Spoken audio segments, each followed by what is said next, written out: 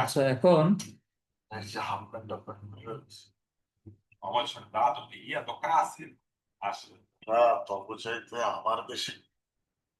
D এর মান দেয়া।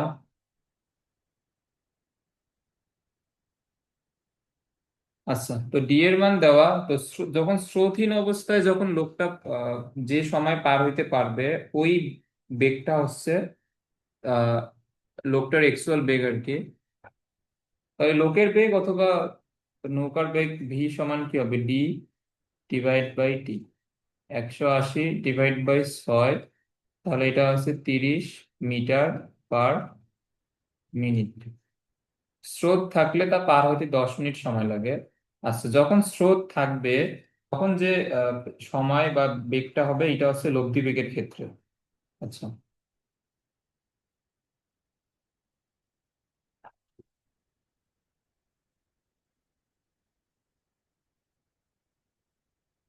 সাঁতার কেটে পার হতে একজনকে 6 মিনিট সময় লাগে, কিন্তু স্রোত থাকলে তা পার হতে 10 মিনিট। আচ্ছা, এখন এখানে যেহেতু আমাদের স্পেসিফিক ভাবে কিছু বলে দেয় নাই যে এটা সোজাসুজি পার হবো নাকি কোন দিকে পার হবো, তো আমরা এটাকে সোজাসুজি ধরেই নিব।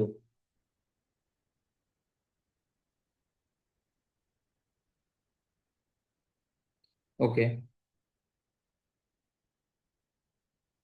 তাহলে লব্ধি বেগ এখানে কত হবে? আচ্ছা, লব্ধি বেগ আর, এটা সমান আমাদের প্রস্থ ডিভাইড বাই দ্বিতীয় ক্ষেত্রে সময়। তাহলে এটা হচ্ছে 180 আর এটা হচ্ছে 10, তাহলে এটা হচ্ছে 18 মিটার পার মিনিট। এটা বুঝছো? হ্যাঁ, বুঝছি। আচ্ছা, মানে যখন স্রোত থাকবে তখন তো বেগটা হচ্ছে লব্ধি বেগ। তো ওই ক্ষেত্রে আহ যেখানে সময়টা, ওইটা হচ্ছে লব্ধি বেগের ক্ষেত্রে সময়, তাহলে ডি সমান কি হবে? বেগ ইন্টু সময়। তো এটা মূলত এই যে আর সমান D divide by T dash, এটা এখান থেকে আসছে। ওকে, তো আমরা যেহেতু এখানে ধরে নিয়েছি যে সোজাসুজি এটা পার হবে, তো সেই ক্ষেত্রে এখানে থিটা সমান 90 ডিগ্রি, এটা লিখবা যে লব্ধি স্রোতের সাথে 90 ডিগ্রি কোণ উৎপন্ন করে, এবং কজ আলফা সমান কি হবে? Minus U divide by V. আর সমান কি হবে? V square minus U square. তাহলে এখানে আর এর মান হচ্ছে 18, ভি এর মান হচ্ছে 30, আর স্রোতের বেগ বের করতে বলছে। এটা আসছে মেবি 576, ইউ আসে 24 মিটার পার মিনিট। ওকে, সহজ একটা ম্যাথ।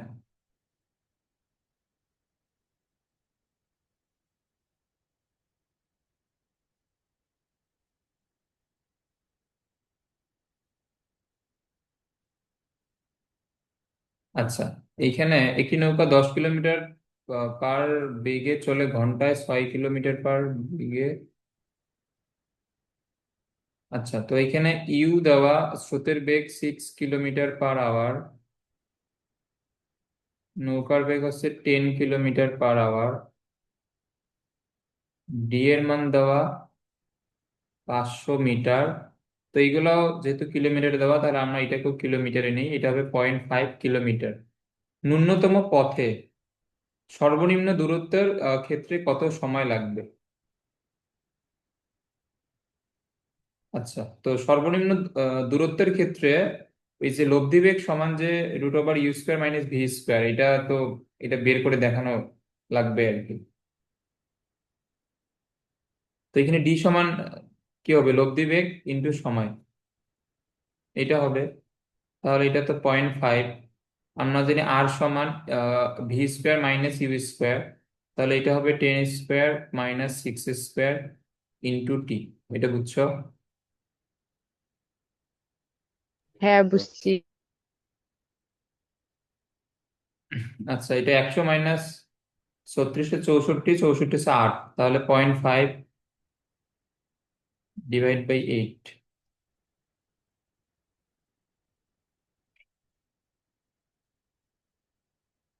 0.5/8 এটা কত হয়? 1/16।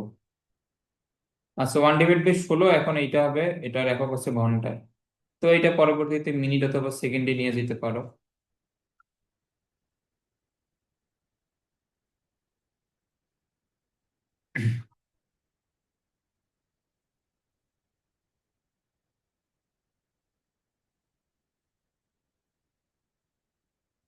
আচ্ছা, এরপরে বলছে যে একজন সাঁতারু T1 সময়ে প্রস্থ বরাবর একটি নদী সোজাসুজি পাড়ি দিতে পারে এবং T2 সময়ে স্রোতের অনুকূলে নদীর প্রস্থ দ্বিগুণ দূরত্ব অতিক্রম করতে পারে। শান্ত নদীতে সাঁতারুর বেগ, স্রোতের বেগ এত হলে দেখা যায় এত।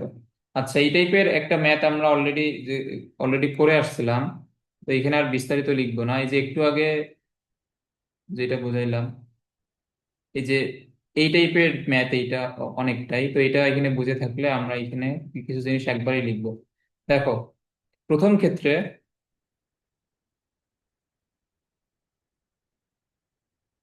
T1 সময়ে নদীর প্রস্থ বরাবর সোজাসুজি পাড়ি দিতে পারে।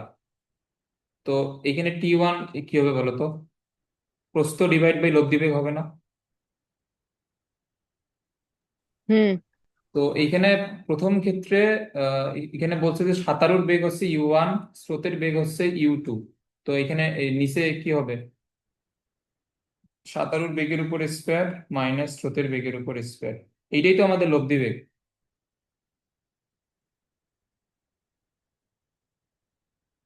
এইগুলো আশা করি বারবার এগুলা বুঝাইতে এগুলো হবে না।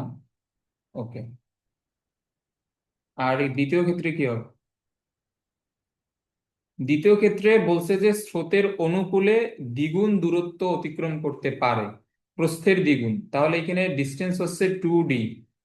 এখন এখানে গেছে স্রোতের অনুকূলে, তো এখন এখানে লব্ধি বেগ কি হবে? আর এখানে সময় হচ্ছে T2।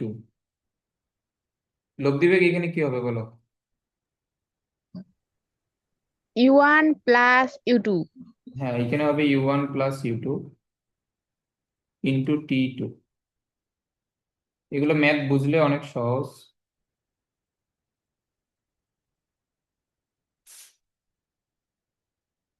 আচ্ছা, বাট এত শর্টকাটে তো পরীক্ষার খাতায় তো লেখা যাবে না অবশ্যই। এগুলা ভেঙে ভেঙে বিস্তারিত লিখবো। তো এখন এইখানে T1 divide by T2। T1 এর মান হচ্ছে এইটা, তো আমরা যদি এইটাকে একবারে ভাঙাই দেই, তাহলে এটা হবে U1, U2, U1 minus U2। এইটাকে আমরা যদি উল্টাই দেই, এইটা চলে যাবে উপরে, 2D আসবে নিচে। আচ্ছা, আবার similarly X divide by root X মিলে এইটা উপরে হবে রুট এক্স, আর নিচে থাকবে U1 মাইনাস U2, ডিডি বাদ, নিচে একটা 2। তাহলে T1 আর T2 এর যে রেশিও, এটা হবে এইরকম। এটা বুঝছো ম্যাথটা? হ্যাঁ, বুঝছি। আচ্ছা,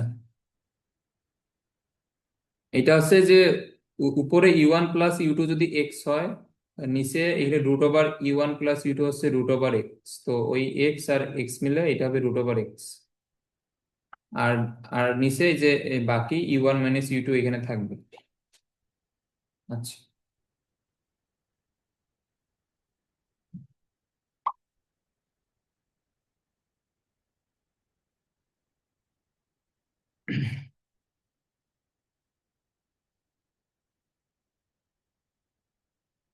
সোজাসুজি একটি নদী পার হতে সাঁতারু T1 সেকেন্ড সময় লাগে, বারবার সেম জিনিস। তো সোজাসুজি পাড়ি দিতে T1 সেকেন্ড সময় লাগে।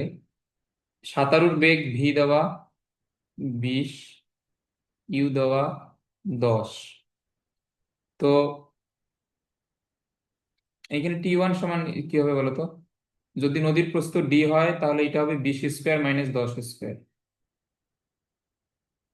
20 তোমার 400, 100। তাহলে ডি ডিভাইড বাই √300। এটা আশা করি এটা বুঝছো। সেম জিনিস। এরপর আমাদের কি বলছে? স্রোতের অনুকূলে একই দূরত্ব পাড়ি দিতে T2। তাহলে T2 সমান কি হবে?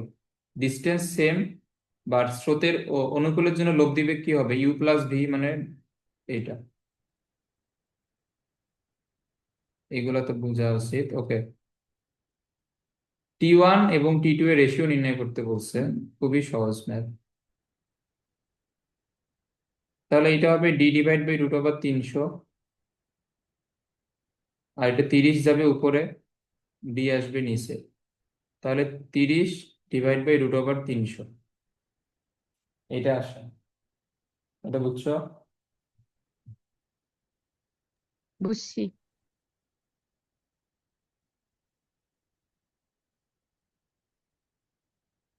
না বুঝলে বলতে পারো, কারণ এই সেম টাইপের ম্যাথ কিন্তু বারবার আসতেছে তো, এই জন্য আমি পুরো ম্যাথটা লিখতেছি না এখন। এগুলা সূত্র যে ডিরেক্ট লিখতেছি, এগুলো কই থেকে আসতেছে, এগুলা এগুলো বুঝতে সমস্যা হলে জিজ্ঞেস করে যাবে।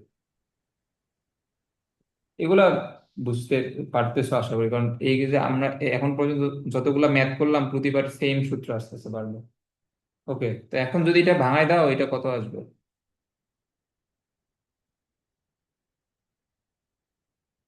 হুম, 300 কে কত লেখা যাবে? 100 × 3। আমরা যদি 300 কে ভিতরে 100 × 3 লিখি, তাহলে 100, এটা 10 হয়ে বাইরে আসবে, √3 এখানে থাকবে। তাহলে 3 / √3। তাহলে T1 আর T2 এর যে রেশিও, এটা কি হবে? 3 / √3। এটা বুঝছো? আর চাইলে এটাকে আমাদের আরো হ্যাঁ। ফার্দার এটাকে ভাঙানো যায়, যেমন এটা 3 / √3 হবে শুধুমাত্র √3, আর তাহলে নিচে থাকে 1। তো এখানে চাইলে √3 / 1 লিখে এই এই রেশিওটাকে √3:1 লিখতে পারো, তাও হবে, কোনো সমস্যা নাই। আচ্ছা, এগুলো যে একদমই সহজ প্রশ্ন, এগুলো কিন্তু ক নম্বরের জন্য বারবার আসছে, এগুলো 4 মার্কের। এই যে এখানেও তো একটা করলাম, এই যেটা গ নম্বরে আসছে, তারপর এইখানে একটা করলাম। এগুলা এগুলা হচ্ছে তোমার বারবার এগুলো বোর্ডে আসে। আচ্ছা,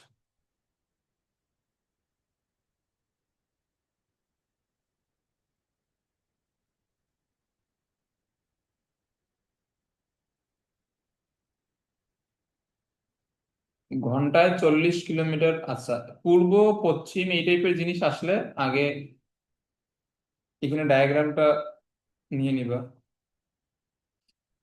তো আমাদের খাতায় লেখার ক্ষেত্রে এখানে পূর্ব দিক কোনটা?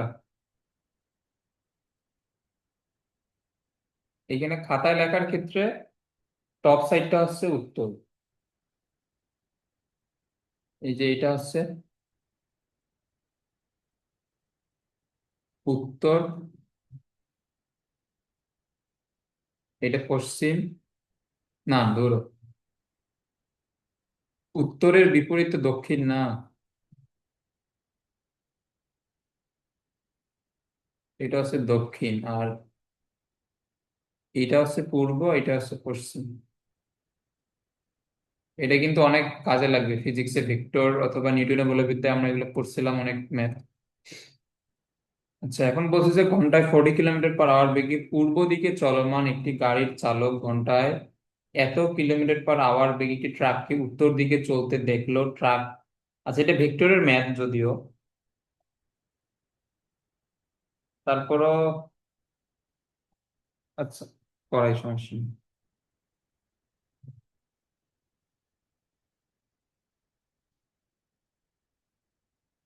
সেখানে ম্যাথ কি মিসিং?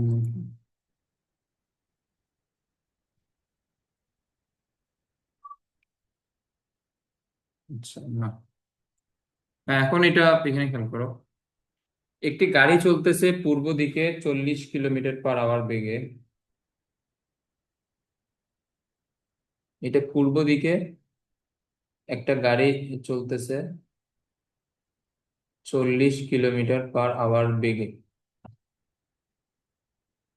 তো এই গাড়িতে যিনি বসে আছেন, উনি দেখলেন যে আহ, আরেকটি গাড়ি 40.3 কিলোমিটার/আওয়ার বেগে উত্তর দিকে চলতেছে। তাহলে আমরা ধরলাম এটা ভি ড্যাশ, এটা হচ্ছে এত কিলোমিটার পার আওয়ার বেগে চলতেছে। এই জিনিসটা খুবই ভালো মতো বুঝবা। যদি ভেক্টর ডিভিশন দাও, এই ম্যাথটা আমরা ভেক্টরে করছি, হুবহু সেম ম্যাথই ভেক্টরে আমরা করছি। ওকে, এখন এই যে ভি ড্যাশ, এই বেগটা কি বলতো?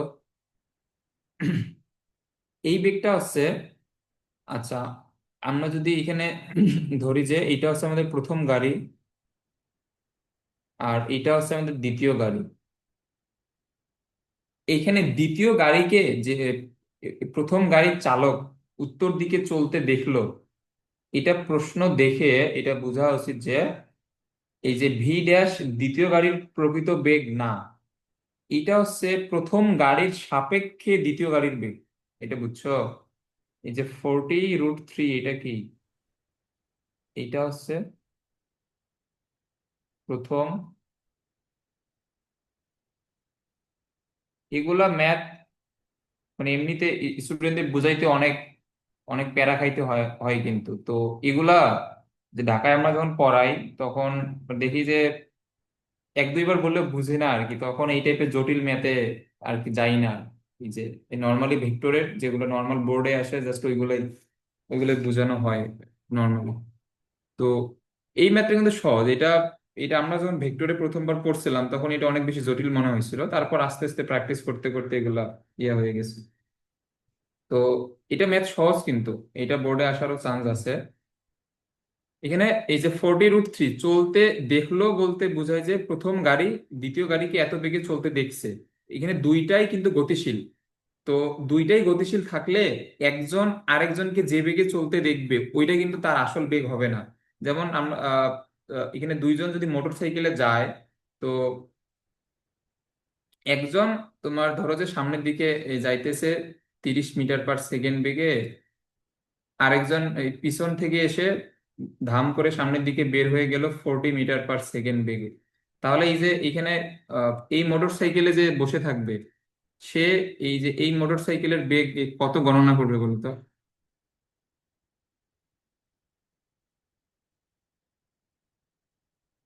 30। না না, মানে এই প্রথম মোটর সাইকেলে যে থাকবে তার কাছে দ্বিতীয় মোটর সাইকেলের বেগ কত মনে হবে? 30 মনে হবে। না, প্রথম মোটর সাইকেল চলতেছে 30 মিটার পার সেকেন্ড বেগে, আর আরেকটা মোটর সাইকেল যদি তোমার 40 মিটার পার সেকেন্ড বেগে আসে সে তো তাকে ক্রস করে চলে যাবে না। তো এই যে প্রথম মোটর সাইকেলের কাছে দ্বিতীয় মোটর সাইকেলের বেগ কত মনে হবে? এটার দ্বিতীয় মোটর সাইকেলের অ্যাকচুয়াল বেগ হচ্ছে 40, কিন্তু প্রথম মোটর সাইকেল কি দ্বিতীয় মোটর সাইকেলের বেগ 40 মিটার পার সেকেন্ড মাপতে পারবে? না। সে কত মাপবে?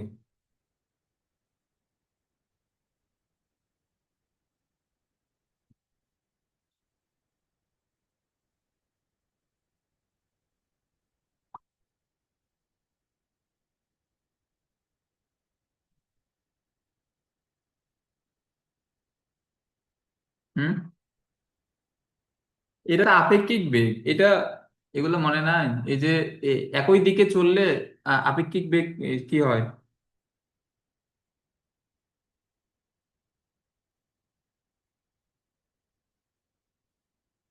এটা হচ্ছে বিয়োগ হবে।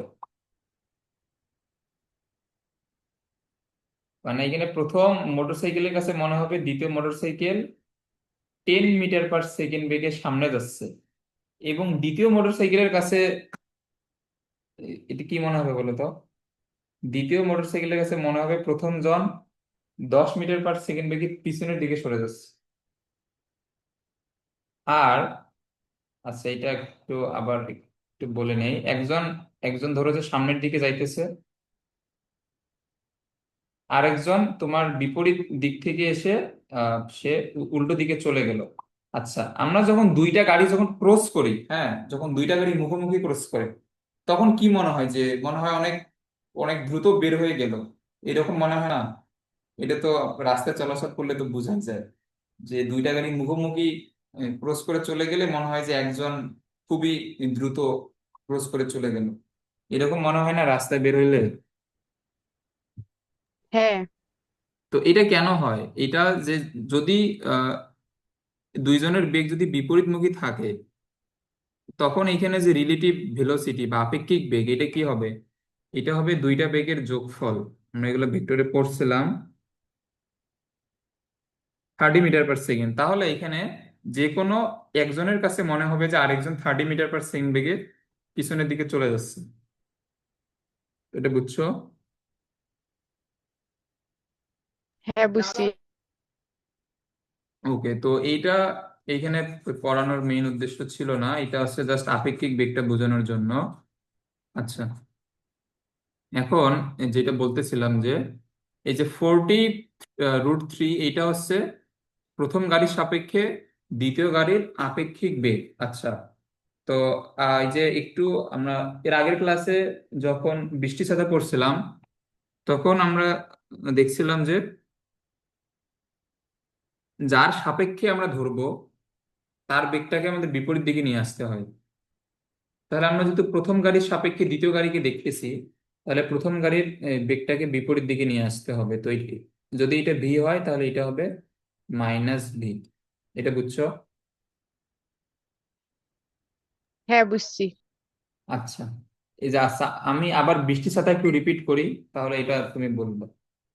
তো আমরা বৃষ্টি ছাতার ক্ষেত্রে কি করছিলাম? আমাদের মানুষ চলতেছিল এই দিকে, বৃষ্টি পড়তেছিল এই দিকে লম্ব বরাবর। তো আমরা ছাতা কোন দিকে ধরবো, এটা আমরা কিভাবে নির্ণয় করছি? মানুষের সাপেক্ষে বৃষ্টি যেই দিকে পড়বে ওই দিকে আমরা ছাতা ধরবো। তো আমরা যেহেতু মানুষের সাপেক্ষে বিবেচনা করব, ওই ওই জন্য আমরা মানুষের বেগটাকে নিয়েছিলাম উল্টায়। এখন এই যে মানুষের সাপেক্ষে বৃষ্টি কোন দিকে পড়বে, এটা কার কার লব্ধি দ্বারা আমরা নির্দেশ করবো বলতো? -Vm এবং ভিআর এর লব্ধি, এটা হবে এই দিকে। তাহলে আমরা ছাতাও ধরবো এই দিকে, এটাকে পিছনের দিকে বর্ধিত করলে আমাদের যে দিকটা হইতো আমরা সেই দিকে ছাতাটা ধরতাম। আচ্ছা, তাহলে এখন এইখানে খেয়াল করো, এই যে এখানে আমাদের বৃষ্টি পড়ার যে ডিরেকশন, এটা আমরা এখানে কি ধরছি? এটা হচ্ছে মানুষের সাপেক্ষে বৃষ্টির বেগের যে লব্ধিটা, এইটা। তো এখন এখানে খেয়াল করো, এই ভি ড্যাশ, তাহলে এটা কি হবে? আচ্ছা, একটু দাঁড়াও।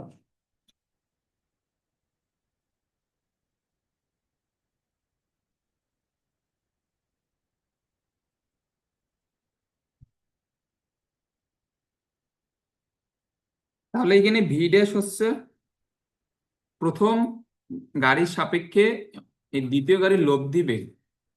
হ্যাঁ, তাহলে এখন বলো তো যে দ্বিতীয় গাড়ির প্রকৃত বেগ কোন দিকে হবে? এইখানে দুইটা দিকের কথা বলবা যে এই দুইটা দিকের মাঝামাঝি হবে। বলো দেখি, দ্বিতীয় গাড়ির আসল বেগ কোন দিকে হবে? কোন দুইটা দিকের মাঝামাঝি হবে বলো দেখি।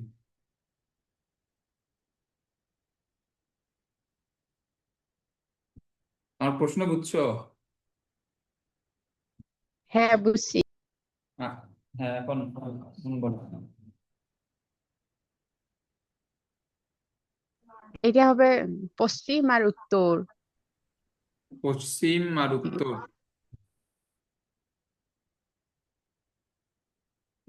এটা বলছো?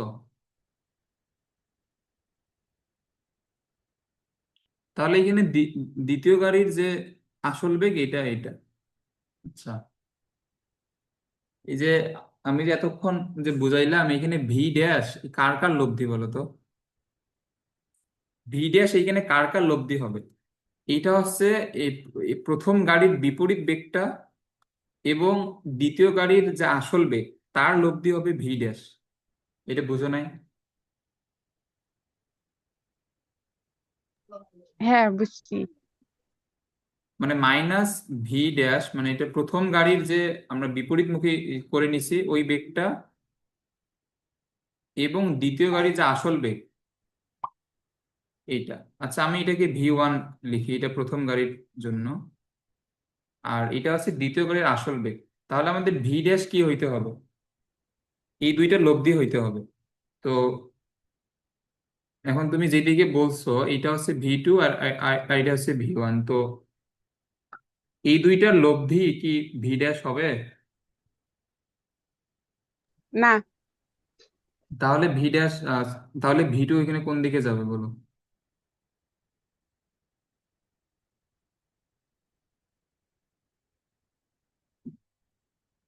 বলো।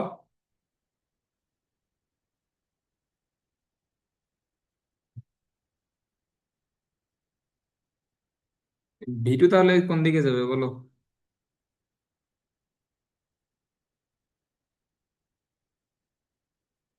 এটা বুঝতেছো না? এই সহজ জিনিসটা এইখানে হচ্ছে যে, আচ্ছা এই যে ভি টু আর ভি ওয়ান ড্যাশের লব্ধি যে ভি ড্যাশ হবে, এটা কি তোমার ক্লিয়ার হয়েছে? হ্যাঁ। তো এটা বুঝতেছো না? এটা হচ্ছে আমাদের লব্ধি হচ্ছে এইদিকে, এটা হচ্ছে আমাদের লব্ধির দিক। আর আমার একটা একটা ভেক্টর ক্রিয়াশীল হচ্ছে এইদিকে। তো লব্ধি যদি আমি লম্ব বরাবর পাইতে চাই, তার আর একটা ভেক্টর এইদিকে হইলে কি লম্ব বরাবর লব্ধি পাবো? না। তো এটা কোন দিকে হইতে হবে? সহজ জিনিসটা বুঝতেছো না? এখানে লব্ধি হইতে হবে এই দিকে, মানে সরি, আর একটা ভেক্টর হইতে হবে এই দিকে। আমি যদি লব্ধি এই বরাবর পাইতে চাই, তাহলে আমার আর একটা ভেক্টর এইদিকে তো হইতে হবে, কারণ দুইটা ভেক্টরের মাঝখানেই তো লব্ধি এখানে ক্রিয়া করে। এটা বুঝতেছো না? তাহলে ভি টু হবে এই বরাবর। এটা বুঝছো? বুঝছি।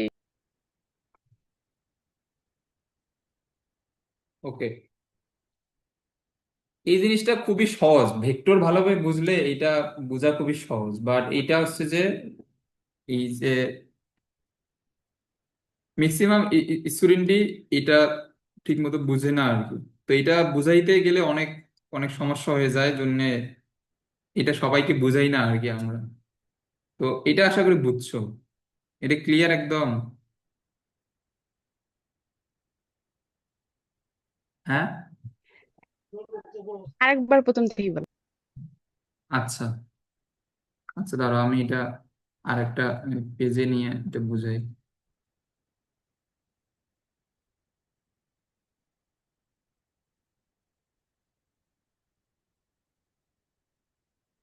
আচ্ছা আগে বৃষ্টি ছাতা আগে আরেকবার বুঝাই, তাহলে এটা বুঝবো।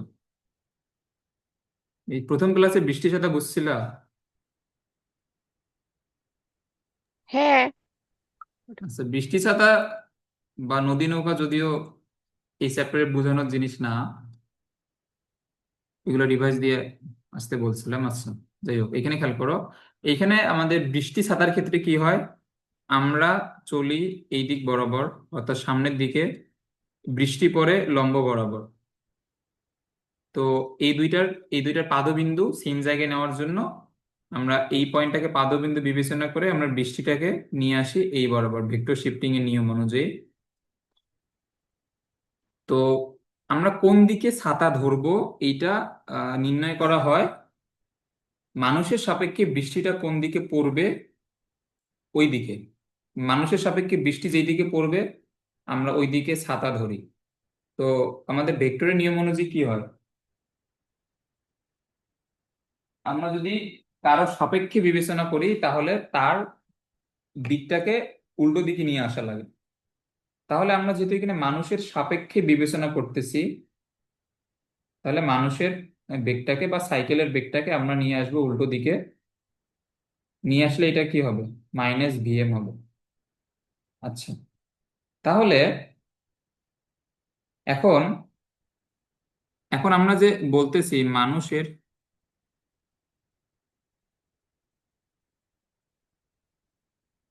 সাপেক্ষে বৃষ্টির বেগ। আচ্ছা মানুষের সাপেক্ষে বৃষ্টির বেগ বলতে এখানে কি বোঝায়, মানুষের সাপেক্ষের জন্য মানুষের বেগটাকে বিপরীত দিকে নিয়ে আসছি, আর বৃষ্টির বেগ তো আছেই। এটা মূলত এটা মূলত কোনটা বলতো, মানুষের সাপেক্ষে বৃষ্টির বেগ তাহলে হবে মাইনাস ভি এম ও ভি আর এর লব্ধি। এইটা মূলত বোঝায় মানুষের সাপেক্ষে বৃষ্টির বেগ। এটা বুঝছো? হ্যাঁ, বুঝছি। তাহলে মাইনাস ভিএম এবং ভিআর এর লব্ধি এখানে কোন দিকে কাজ করবে? এই বরাবর কাজ করবে না? হুম। তাহলে আমাদের এটা হচ্ছে লব্ধি বেগ। ওকে। তো এখন এই যে আমরা জাস্ট এই রেখাটাকে একটু পিছনের দিকে বর্ধিত করি আর কি, করে এখন এখানে খেয়াল করো, আমরা কিন্তু এই যে বর্ধিত রেখার সাপেক্ষে কিন্তু কোণ নির্ণয় করব না। আমরা কোণ নির্ণয় করব কার সাপেক্ষে? আমাদের লব্ধির সাথেই তো কোণ নির্ণয় করতে হবে, হয় তুমি এই কোণটা নির্ণয় করবা অথবা এই কোণটা নির্ণয় করবা। তো তুমি যেই হিসাবে কোণ নির্ণয় করবা সেই হিসাবে সূত্র লিখবা। যেমন এখানে ট্যান থিটা সমান, আমরা যদি ভিআর এর সাথে কোণ নেই তাহলে ভিআর থাকবে সিঙ্গেল এইখানে, আর এটা হবে ভিএম সাইন, এখানে আলফা কত? আলফা হচ্ছে 90 ডিগ্রি অলওয়েজ। তাহলে সাইন, সরি, নিচে হয় কজ আলফা, তাহলে এখানে নিচে হবে কস 90, আর এটা হবে সাইন 90। অথবা তুমি যদি ভিএম এর সাথে কোণ নাও তাহলে ভিআর এর জায়গায় ভিএম বসবে এবং বাকি দুইটা জায়গায় ভিআর বসবে। এটাই ছিল আমাদের বৃষ্টি ছাতার নিয়ম। ওকে, তো এই জিনিসটাকে আমরা যদি বৃষ্টি ছাতার সাথে কম্পেয়ার করি, এইখানে আমাদের প্রশ্নে বলছে যে তোমাদের খাতায় লেখা নিয়ম অনুযায়ী এটা উত্তর, এটা দক্ষিণ,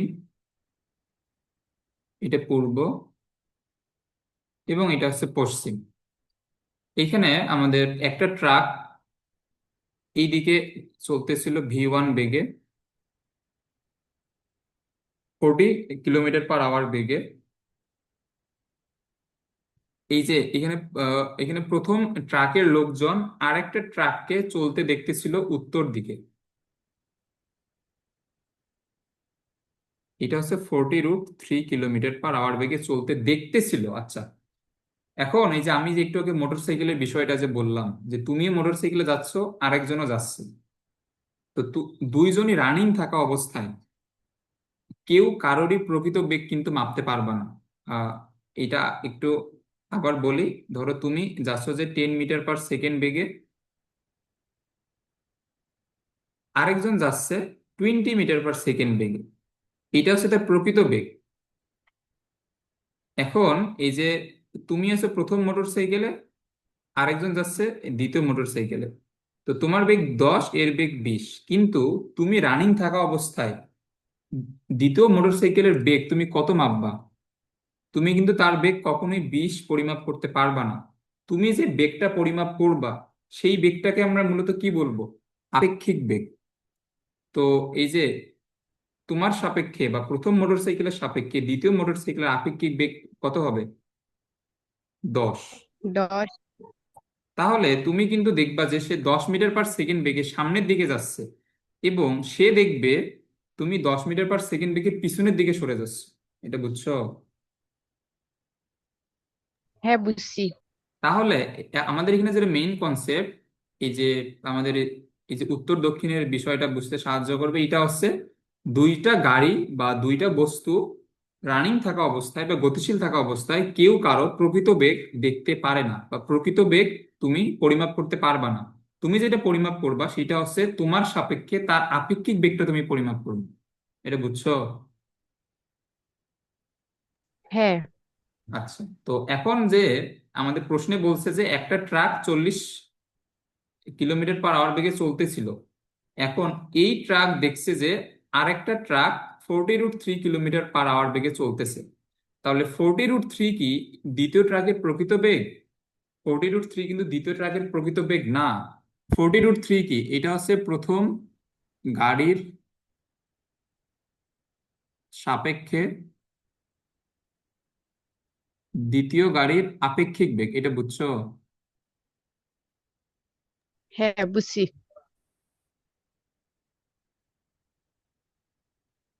ওকে, এখন তাহলে আমরা কার সাপেক্ষে এখানে বিবেচনা করছি? ভি 1 এর সাপেক্ষে। তাহলে এখানে আমরা ভি 1 কে নিয়ে আসবো উল্টো দিকে, তাহলে এটা হচ্ছে -V1। আচ্ছা, তো সিমিলারলি যে বৃষ্টি ছাতার মতো এখানে বৃষ্টিটা হচ্ছে লব্ধি বেগ। এটা কার কার লব্ধি বেগ? এই যে আমরা যাকে উল্টো দিকে নিয়ে আসবো সেইটা, এবং বৃষ্টির বেগের লব্ধি বেগ। তাহলে এখানে সিমিলারলি এই যে V2, আচ্ছা এই যে এটা একটু আরেকটু ভিন্নভাবে বোঝাই। এখানে আমাদের যে মানুষটা দেখবে যে বৃষ্টি আর বেগে পড়তেছে, মানে এই যে আর এর মানে লব্ধি বেগের মান আমরা ধরে নিলাম যে 10। তো এই মানুষ দেখবে যে বৃষ্টিটা 10 মিটার পার সেকেন্ড বেগে পড়তেছে। তো এটা তো আসলে বৃষ্টির প্রকৃত বেগ না, এটা কি মানুষের সাপেক্ষে বৃষ্টির লব্ধি বেগ। তো এই যে এখানে ভি ওয়ানে থাকা যে মানুষটা, এটা কি দেখবে, এখানে ট্রাকটা চলতেছে 40√3-তে। তো 40√3 তো তার আসল বেগ না। তাহলে তার আসল বেগ, এখন এখানে খেয়াল করো, এইখানে V2 হচ্ছে লব্ধি বেগ, এটা বুঝছো? এখানে V2 যে এই যে এখানে মানুষের বেগ এবং আর একটা বেগের লব্ধি বেগ হবে, এটা এটা বুঝছো? হ্যাঁ, বুঝছি। তো আর একটা বেগ কোন দিকে হইতে হবে, যদি এখানে আবার শোনো, একটা বেগ হচ্ছে এই দিকে, একটা বেগ হচ্ছে আমার এখানে পশ্চিম দিকে, লব্ধি বেগ হচ্ছে উত্তর দিকে। তাহলে আর একটা বেগ কোন দিকে হইতে হবে?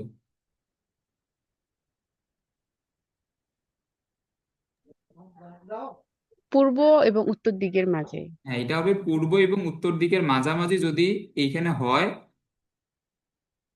পূর্ব এবং উত্তর দিকের মাঝখানে যে কোনো একটা জায়গায় যদি আরেকটা বেগ আমরা পাই, তাহলেই তো এই বেগ এবং এই যে -V1 এর লব্ধি আমরা V2 হিসেবে পাবো, এটা বুঝছো? হ্যাঁ, বুঝছি। আচ্ছা, তাহলে এটার এটার অ্যান্সার দাও।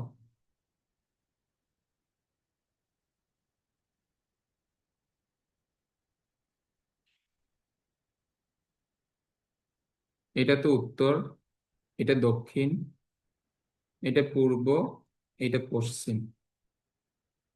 এটা বলো যে একজন লোক যাইতেছে এই দিকে 10 মিটার পার সেকেন্ড বেগে। এখন এই লোক দেখলো যে আর একটা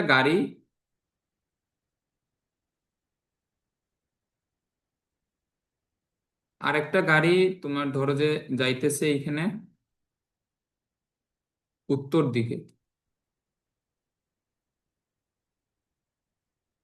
20 মিটার পার সেকেন্ড বেগে। তাহলে এখানে এই দ্বিতীয় গাড়ির প্রকৃত বেগ কোন দিকে হবে বলো?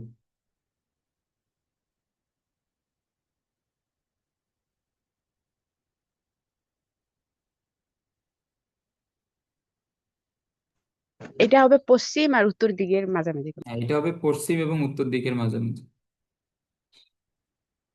ওকে। তো আবার যদি একটা গাড়ি তোমার এখানে পূর্ব দিকে যায়, আর একটা গাড়িকে মনে হয় যে সেটা দক্ষিণ দিকে যাইতেছে, তো এখন এখানে এখানে লব্ধি বেগ, সরি, দ্বিতীয় গাড়ির প্রকৃত বেগ কোন দিকে হবে?